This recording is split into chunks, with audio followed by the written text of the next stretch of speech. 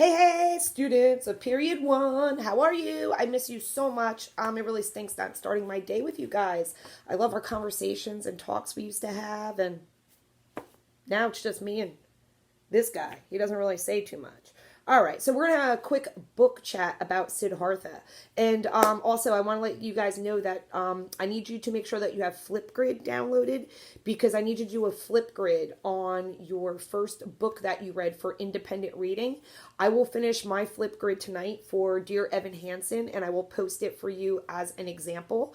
And then you have a couple days. I think I have it posted or set up until like Thursday for you to get it done.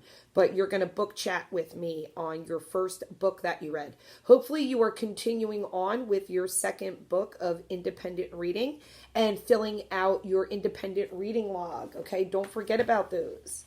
All right, I am going to be collecting that, whether I have to go through mail or I don't know, whatever we're going to have to do.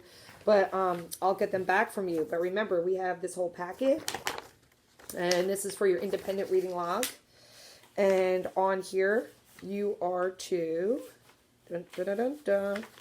document, okay, how much you are reading each day. This is also posted on Google Classroom for you. I'm 99% positive, but I will make sure, and if not, I will post it again just in case you need access. But you have your reading log, okay, that's very important. Make sure you're using that. Your vocabulary, okay, sheet. Dun, dun, dun, dun. And then your questions. All right, the questions. So on here for the questions, it says you must answer 3 of these questions each week. Remember, we put that down. You don't have to worry about that. It is no, you do. You have to do 3 questions. I thought we changed it to 2, but we're going to keep it at 3 because we're going to be wrapping up with Siddhartha and then just honing in on that independent reading. And then, of course, we have some more books to do, but I'll get that to you. So now on to Siddhartha. Here we go. All right, let's clear a couple of things up here. First of all, that study guide packet. On the front of your study guide packet, all right, remember, the book is broken down for you. It explains to you that the first 2 chapters are about Siddhartha's spiritual innocence. The next 2 chapters are spiritual awakening. That is, chapters 5 and 6. That's after he crosses the river where he has his first dream. If you recall, in the ferryman's hut. And remember that river signifies change and transformation in our hero. When they cross over it or whenever they go back to it, we're going to see significant change happen and occur in our hero. So part 1 was dedicated to religion, teachers, spirituality. Siddhartha goes to the river, crosses the river. Part 2 of the book, well, a portion of it, is then him in the material world. Okay, and that is where he meets Kamala, he meets Kamaswami. He uses that line, I can think, I can fast, I can wait, which is letting us know that he's still holding on to some of those lessons that he learned in his youth of being a Brahmin, of being a Samana, when he spent some time with Gautama Buddha. That is where Govinda, if you recall, stayed behind, and Siddhartha went on his own journey, immersed into the material world. After he spent a lot of time with Kamala, that part, we went in a little bit in depth where Siddhartha didn't really feel that he truly loved her, where Kamala definitely fell in love with Siddhartha. And she wants to have a child with him. And Sid's like, yeah, whatever, you and I are people that can't love. You're a prostitute, Kamala, come on. Knife in the heart there, Sid. Kamala, she's a woman. Come on, man, you can't do that to that poor girl. But he has a second dream, very symbolic, where he dreams of the songbird dead in the cage. And he decides, I'm out. Peace out, Kamala. And he doesn't say goodbye to her, to Kamaswami, leaves. He goes back to the river again, a second time to the river. So that, for us as readers, again and again, should signify change and transformation. Remember, on our hero's journey circle, all right, the threshold, okay, that is that river for us. Then we went through this whole thing of challenges and temptations where he has helpers along the way teaching him things. Kamala, Kamaswami, okay, teaching him all different things. And then down here we have this dark moment. Our hero's going to hit the dark moment. And if you remember, Sid goes to the river. He tries to drown himself, tries to kill himself.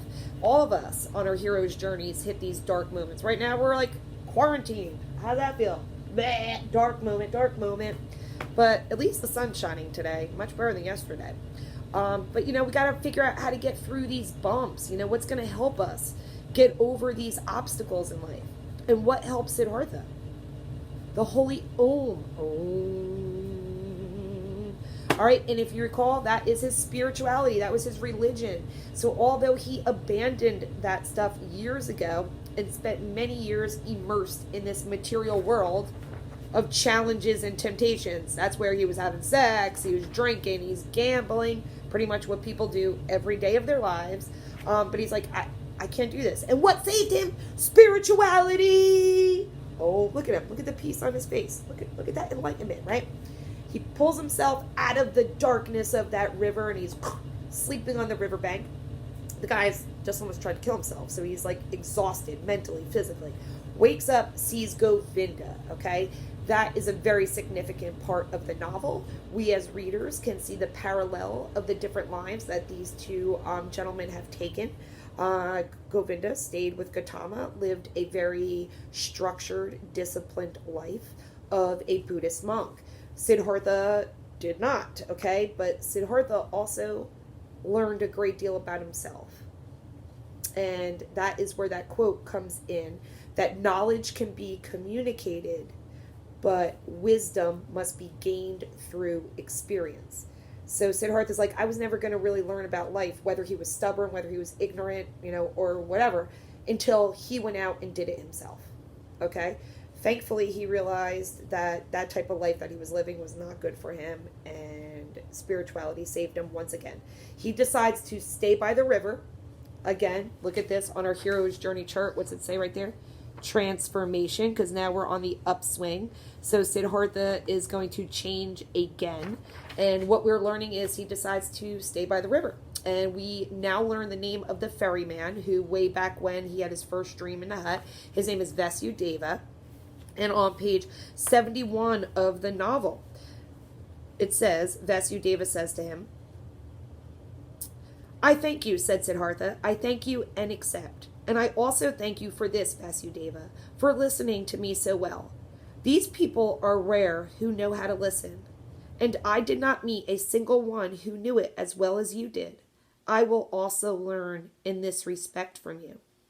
You will learn it, spoke Vasudeva, but not from me. The river has taught me to listen. From it, you will learn it as well. It knows everything, the river. Everything can be learned from it.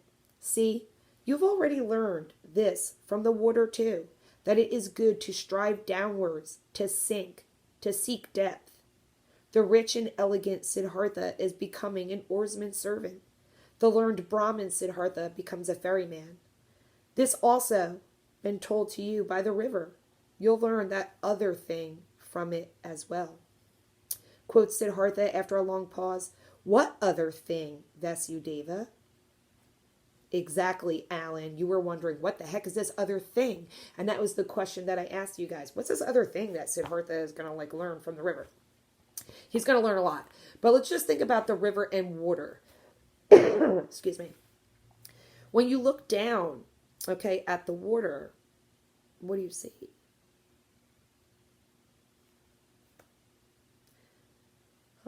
There's some water pitchers behind me. But if we were looking like even in a puddle, you see your reflection shining back at you. So when reflection is the change in direction of a wavefront at an interface between two different media so that the wavefront returns into the medium from which it originated. Shall I continue? No. That was weird. I don't even have Alexa. Who's listening? All right, anyway. So back to this whole thing about looking down at water. It's a reflection, right? And you see it shining back at you. So when Vasudeva is saying, I learned all of this from the river, really what he's saying is, I just stopped and listened to myself. Because really, you all know the answer. You all possess a brain. You're independent thinkers. If we just stop, time out, and take time to think some things through, you're going to be all right and you can do it. You already possess the skills inside you. And if you don't know something, you possess the ability to seek the truth yourself. So Vasudeva's maybe telling Sid, hey man, maybe it's time for you to slow down a little bit in life, and stop chasing. Just listen. Vasudeva goes on page 71. Vasudeva rose. It is late, he said. Let's go to sleep. I can't tell you that other thing, O friend. You'll learn it, or perhaps you know it already. See? I'm no learned man. I have no special skill in speaking. I also have no special skill in thinking.